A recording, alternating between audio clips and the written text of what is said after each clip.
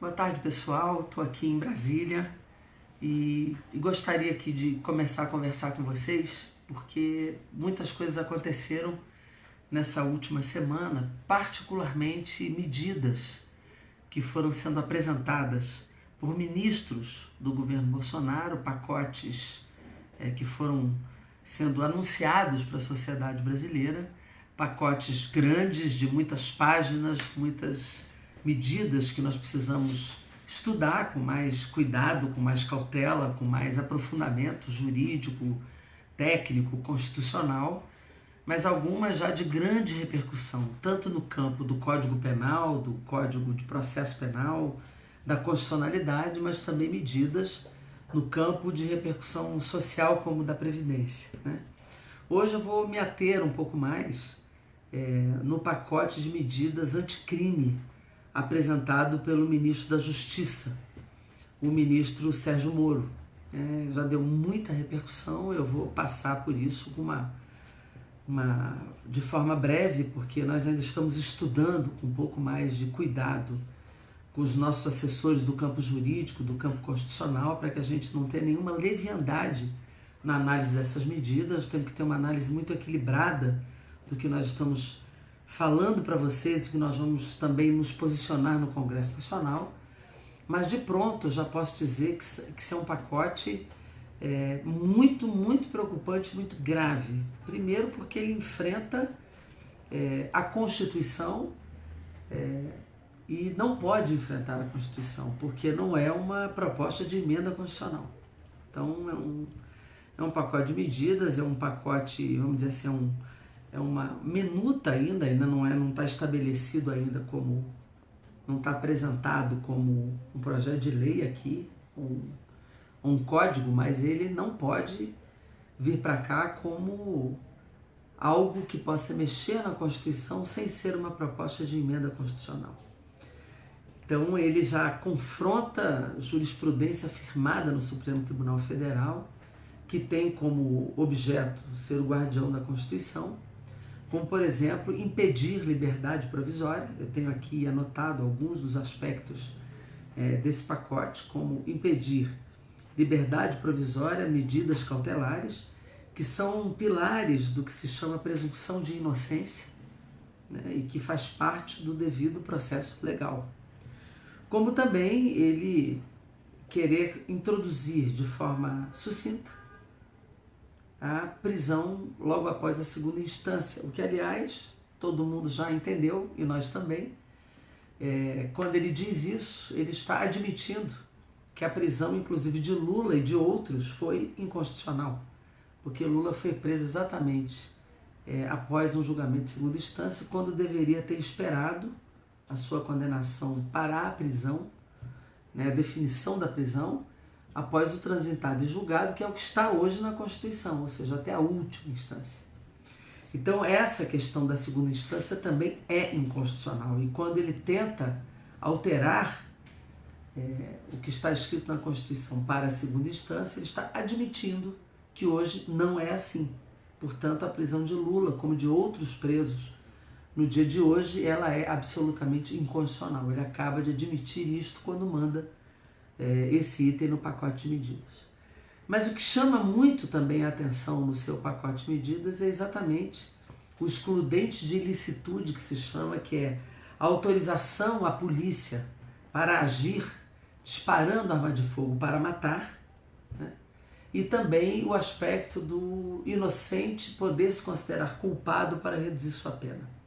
Eu vou primeiro falar dessa questão da polícia militar, ou da polícia, né? É muito preocupante que um policial que tenha o porte de arma, ele possa ser autorizado a matar, né, em algumas situações em que esse pacote de medidas aqui coloca. Primeiro eu quero dizer, como um preâmbulo aqui, de que nós somos a favor do combate ao crime organizado. Isso é muito claro em todos os nossos pronunciamentos durante todos esses anos, em todos os debates que fizemos na segurança pública, né? Como também somos absolutamente solidários com a família e com a corporação policial no enfrentamento e na defesa da vida da polícia. Nós não queremos mortes nem de população civil, não queremos mortes indevidas de nenhum dos lados, né? Nem da população, nem de inocentes e nem da polícia. Então nós queremos que tenhamos uma política de segurança que seja uma polícia de segurança para salvar vidas e não para aumentar o número de mortes. E que a política de segurança ela seja capaz de evitar os crimes e que seja capaz de punir os crimes dentro da lei.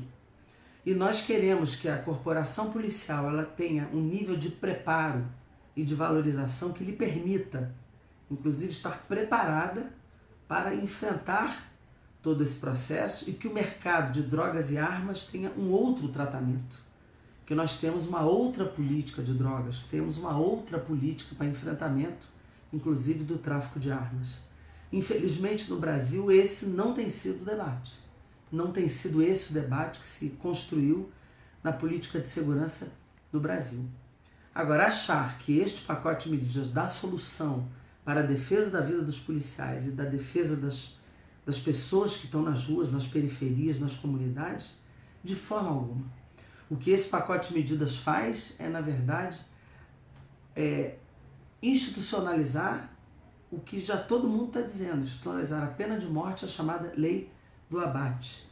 Eu vou aqui ler para vocês um trecho, um dos artigos que está nesse pacote de medidas e que é bastante grave, quando diz assim: o juiz poderá reduzir a pena até a metade ou deixar de aplicá-la se o excesso, no caso do policial, decorrer de excusável medo, surpresa ou violenta emoção. Ou seja, se o policial sentir medo, se sentir surpreendido por alguma razão ou violenta emoção, ele pode atirar para matar.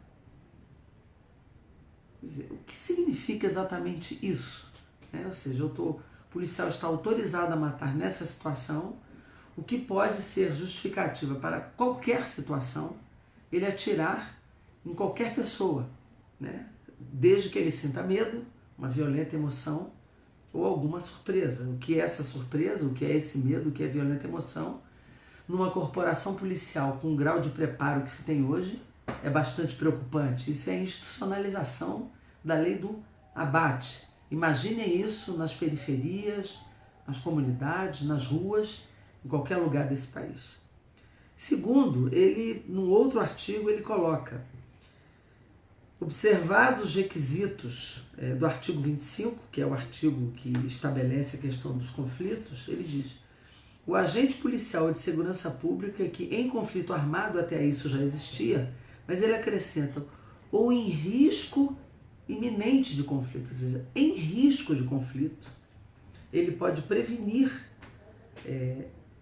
injusta e iminente agressão, ou seja, em risco de conflito. Ou seja, o conflito ainda não existe, então está autorizado a disparar, a atirar. Então, nós estamos vivendo aqui uma situação, e nós estamos vendo uma situação em que esse pacote, ele autoriza o disparo, ele autoriza o homicídio, ele autoriza matar.